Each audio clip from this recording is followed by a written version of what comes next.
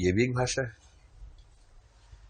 या क्लास में दो लोग बैठे हैं, दोनों के मन में शरारत सूझ रही है, लेकिन सामने एक मनहूस टीचर खड़ा हुआ है, तो आंखों ही आंखों में वो बात कर रहे हैं आपस में ऐसे। उसके बाद कोई संवाद नहीं, दोनों उठे बाहर चले गए। एक ने आंखों से पूछा चलें या बैठना है, पूछा चल। फिर पहले वाले ने कहा कि, दूसरे ने कहा, तो दोनों अचानक उठे और बाहर निकल गए, किसी को पता भी नहीं चला, संवाद सारा हो गया।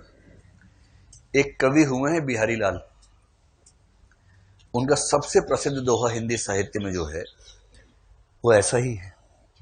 कहत नटत रीझत खिजत मिलत खिलत लजियात, भरे भवन में करत हैं नैनन हीसों बात।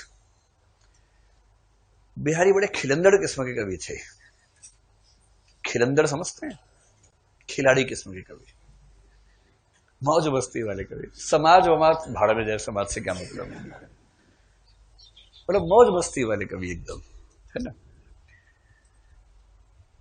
तो उनका सारा रुझान इन बातों में रहता था, श्रृंगार में, लड़का लड़की कैसे बात कर रहे हैं, दो लोग बात कर रहे हैं, वो कैमरा लेके खड़े हैं पीछे से, उनकी ये अदा है। रीतिकाल जिस काल में थे, उस काल में लगभग सारे कवि ऐसे ही थे, कुछ ही समझदार लोग उस काल में हुए। तो एक सभा में एक नायक नायिका बैठे, शायद शोक सभा टाइप की कोई सभा है या सीरियस मामला है, जिसमें ये शोभा नहीं देता कि लोग शरारत करें आपस में। तो उसमें कह रहे हैं कि नायक नायिका कैसे बात कर रहे हैं। कहत, यानी नायक ने अपनी आंखों से कुछ कहा। नटत, नायिका ने अपनी आंखों से ही मना कर दिया कि पागल कहेंगे, चुप ठीक से बैठ। नायक ने कहा चलना, यहाँ क्या कर रहे हैं बैठ के, बाहर चलना, बात करेंगे। नायिका कह रही है, नायिका ने इशारे से मना कर दिया कि नायिका पढ़ने में इंटरेस्टेड है, वो पढ़ रही है ध्यान से। नायक पढ़ता नहीं है। नायिका आईएएस बनने आई है, नायक नायिका के लिए आया है, तो दोनों के मूल उद्देश्य में अंतर है, तो क्या करें। नायक शरारती है, चंचल है प्रकृति से ही, टेस्टोस्टेरोन हार्मोन बह रहा है उसके अंदर, ज्यादा कंट्रोल नहीं हो रहा है। तो कहत नटत, नायिका ने मना किया, और नायक इतना बेरोजगार टाइप का है कि इसी बात पे रीझ गया कि क्या मना किया है। कहत नटत रीझत, देखिए नायक रीझ गया, और नायिका को लग रहा है कि कितना फुकरा टाइप का इंसान है, अभी इसको डांट के मना किया, इस पे खुश हो रहा है। खिजत, नायिका खींच गई कि कैसा चौपट टाइप का आदमी मिल गया है। कहत नटत रीझत खिजत, उसके बाद दोनों ने फिर देखा, तो भूल चूक लेनी देनी वाले भाव से आंखों ही आंखों में ये हो गया, चलो ठीक है यार, टेंशन मत लो। मिलत, और जैसे समझौता हुआ आंखों से, खिलत, दोनों हंस पड़े। और जैसी समझौते की हंसी आई तो नायिका को संकोच हो गया, लजियात। कहत नटत रीझत खिजत मिलत खिलत लजियात, भरे भवन में करत हैं नैनन हीसो बात। भरे भवन में कर रहे हैं आंखों से ही बातें। इतनी सूक्ष्म दृष्टि केवल बिहारी के पास है। और इससे पहले कि बिहार के लोग नाराज हों, बिहारी बिहार के नहीं थे, वो राजस्थान के थे, जयपुर में बेस्ड थे, वहां से लिखते थे। क्योंकि एक बार ऐसा हुआ 8-10 साल पहले कि मैं बिहारी के बारे में पढ़ा रहा था, उसी दिन अचानक क्लास में एक बच्चा आया पहली बार क्लास करने के लिए, वो बिहार से था, न केवल था बल्कि वो बहुत दावे के साथ वहां से था। तो मैंने कहा कि बिहारी समाज वमाज से उनको कोई मतलब नहीं था, लंपट टाइप के कवि थे, मैंने ऐसा कुछ वाक्य बोला। उसको कुछ बैकग्राउंड पता नहीं थी, तो मैंने कहा बिहारी लंपट थे। उसको लगा कि बिहार के लोगों के बारे में ऐसे बोल रहे हैं, क्लास में खड़ा हो गया, आपने कैसे बोल दिया। मैंने कहा प्रभु, बिहारी एक कवि का नाम है जो बिहार के नहीं, आप ऐसे बोल कैसे दिए बिहार के बारे में। बाद में पता लगा कि वो कुछ सेवन करके आया हुआ था क्लास में, तो उस अवस्था में था उस समय। फिर बाद में उसको समझाएगा तो समझा। तब से मैं डिस्क्लेमर के तौर पर जब भी बिहारी पहली बार बोलता हूँ, साथ में बोलता हूँ बिहारी जो बिहार के नहीं थे, उन्होंने ऐसा लिखा है। तो अब ये बताइए, कहत नटत वाली जो पूरी भाषा है, क्या वो भाषा नहीं है? पूरी बात तो होगी नायक नायिका में, पूरा प्रोग्राम बन गया है।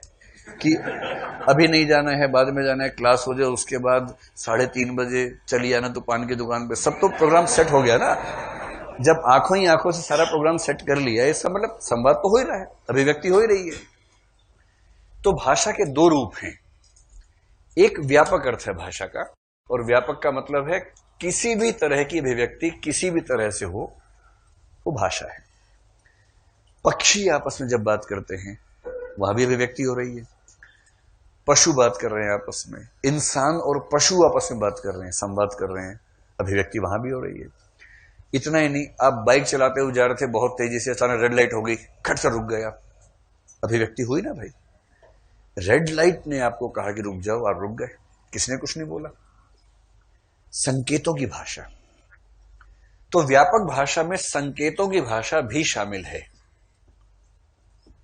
पशु पक्षियों की भाषा भी शामिल है, हर तरह की अभिव्यक्ति शामिल है। पर भाषा का जो सीमित अर्थ है, संकीर्ण अर्थ है, सीमित अर्थ जो भाषा का है, उसमें केवल और केवल शब्दों वाली भाषा, और शब्दों की भाषा वो जो या तो बोली जाए या लिखी जाए। शब्दों की भाषा मौखिक या लिखित, और लिखित का ही नया रूप क्या है, मुद्रित, यानी छपी हुई, या टंकित, टाइप की हुई। वो सब लिखित का ही रूप है ना, आपने हाथ से नहीं लिखा, टाइप कर दिया उसको।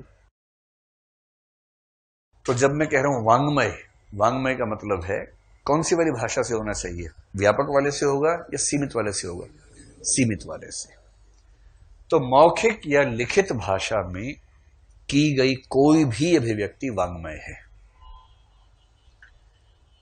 वांग्मय 2-3 तरह का हो सकता है, जिसमें से एक प्रकार साहित्य है। तो साहित्य तक वहां से पहुंचेंगे तो और अच्छा रहेगा।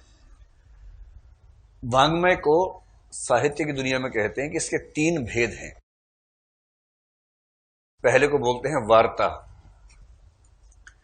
दूसरे को बोलते हैं शास्त्र, और तीसरे को बोलते हैं साहित्य।